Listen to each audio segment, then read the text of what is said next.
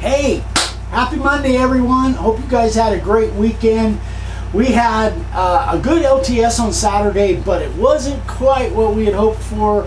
The live broadcast didn't quite work. We had some issues, and so anyway, but we got it posted. I was able to burn through it on Saturday and do all the editing and all that stuff and get it posted yesterday morning. So you guys should have seen that by now. If you haven't, it posted yesterday morning on Sunday. Anyway, so today we got several questions I want to go through, a couple different tips. So first thing, welcome to all the new people that have kind of come on board from either John Peters or Peter Brown. Love having you here. Remember, always you can email me, eric@makerwoodsign.com, if you have questions. I'm happy to answer them however, whatever the question is, I'll do what I can. Thanks so much for everybody that voted on our resin projects. Those we were really happy with the turnout, and congratulations to Phyllis who won mine, and Randy got Vicky's. So we've shipped those out today.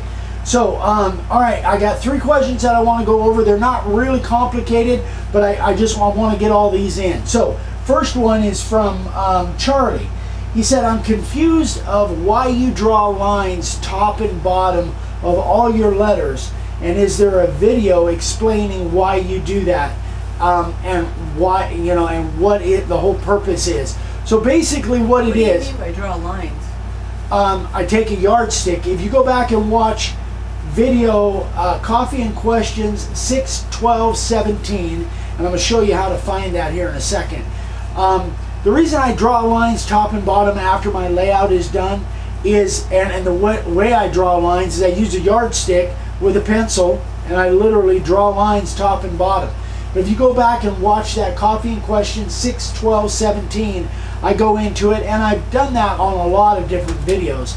But what it does is after you get, when you're in carving and you go to the top and bottom of those letters, if you follow that pencil line, then you know when you look down that letter, it gives it a much more consistent look. Because with layout letters, like I lay out most of my signs, or even with artwork, you might find letters a little bit bigger or a little bit smaller, or maybe you've got them out of position a little bit, and that line top and bottom really helps you keep those lines straight. So go watch 6, 12, 17 Coffee and Questions. Now, how you get there, especially for you new people if you're not used to it, if you go to our channel, which you should be able to find that's Old Dave 100, OLDAVE 100, and you click on this little, what do they call that, magnifier, then a little search box will come up. If you click up here in the browser or in the regular YouTube search box, you'll search all of YouTube. But if you click on this one, you'll search just our channel. So if you put in Coffee and Questions, or even if you just put in 6/17, 6/12/17, it'll search just our channel. But there's like over 800 videos now on our channel, so there's a lot to go through. So that's our channel search. I like to talk about that as much as I can, so you guys can find this. Now, if you can't find what you're looking for, you're looking for something on the profile bit, or scalloping, or sanding, or finishing, or whatever, there's also playlists where you can find stuff. But if you can't, send me an email, I'll find it, hopefully, and then shoot you a link. So that's number 1. Number 2, Arturo Fuentes asks, when carving those rounds that you guys have seen, a lot of people are making signs out of them, coming from Home Depot or Lowe's, and I've done several as well. When carving with those, he finds that a lot of the grain is soft and then hard, and soft and hard. So what happens is when you hit the grain, it's kind of hard, and then when you go past that, it gets soft. And he wants to know a good way of being able to hold a line. Well, number 1, practice. That helps. But number 2, remember, the more material you take out with a router bit at one time, the tougher it is to control.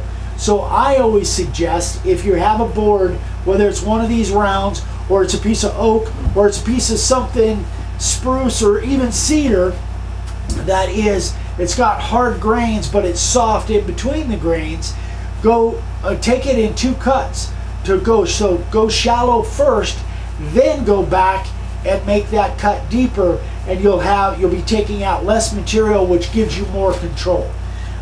So that's basically the answer, and I've talked about that on several videos as well. That I'm sure if you just type in that search window, type in soft hard grain or something like that, you'll see a lot of videos where I talk about that. All right, last question. George, I was talking to George on the phone the other day. He said, what bit do you use to cut the horse and rider layout template? Here is our horse and rider. Can you take it out? Yeah, that's our horse and rider. That's in our Western set, and it's real popular. A lot of people like that for Western themes. So I'm not sure, can you see it with the background? Yeah. Okay, so Quit bouncing.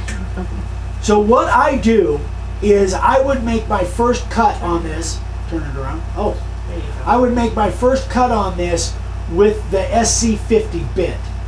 The reason being, especially in places like this and the horse's ears and that, when I'm carving detail, I like to use the SC50 bit. Now, I've got a couple videos, Coffee and Questions 521/18 and Coffee and Questions 4/3/17, where I talk about that.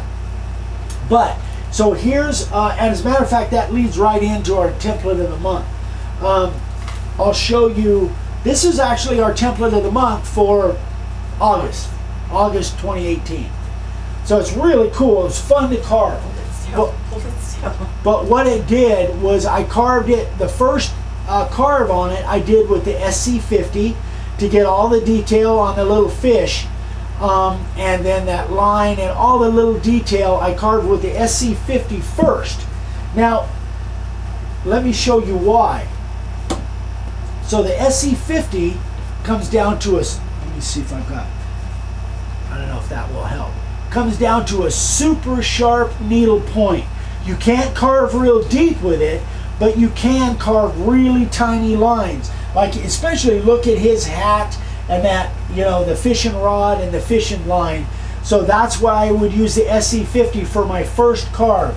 Then after the detail is done on that, dropped my little cap, then I will go back in with the profile bit and I'll make my second cut. And the second cut would be just inside that line, not in the same groove, but just inside this line and going around to where it will fit. And then I take the rest of it out with a 60 degree or a 90 degree. So this cuts really, you can cut really deep with this, but it cuts wider. So when I'm carving detail, and again, go watch those videos I mentioned, when I'm carving detail, if it's super, super fine, now if the profile bit will fit in the detail, then I won't even use the SC50. But if it's super fine lines, like this one, or like some of the spots in the horse and rider, I will use the SC50, then I'll go back in. Don't put this in the same groove as the SC50, just put it up next to the same groove, next to the groove of the SC50. I hope you those videos I think will help you out as well in kind of learning the difference between those two bits. And I've done a lot of videos. Again, you could go to that search window and put in profile bit SC50 and you'll see a lot of different videos. Huh? I need to scooch that way? Yeah. Okay. You keep edging over. Yeah, You're out of Yeah. sync with me. Oh, by the way, thank you for everybody that suggested moving our signs to the side so I wasn't sitting and standing right in front of Now we them. just got to keep you from scooching. Yeah, I Yeah. don't know. I tend to go to my right, I guess. Yeah. Anyway, it's a long story.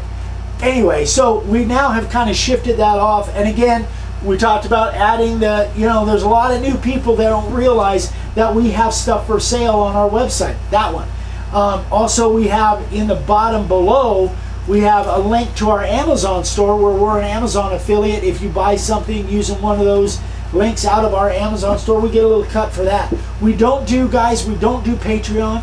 We just don't feel like it's necessary because of the way our business is structured. we give you guys as much information as we can. And if you want to buy products from us, that supports us, and we so thank you for that. We don't expect it. It's beautiful. It's nice. It keeps us going, but we certainly don't accept it or expect it. And we're going to keep doing these videos as much as we can, 3 videos a week.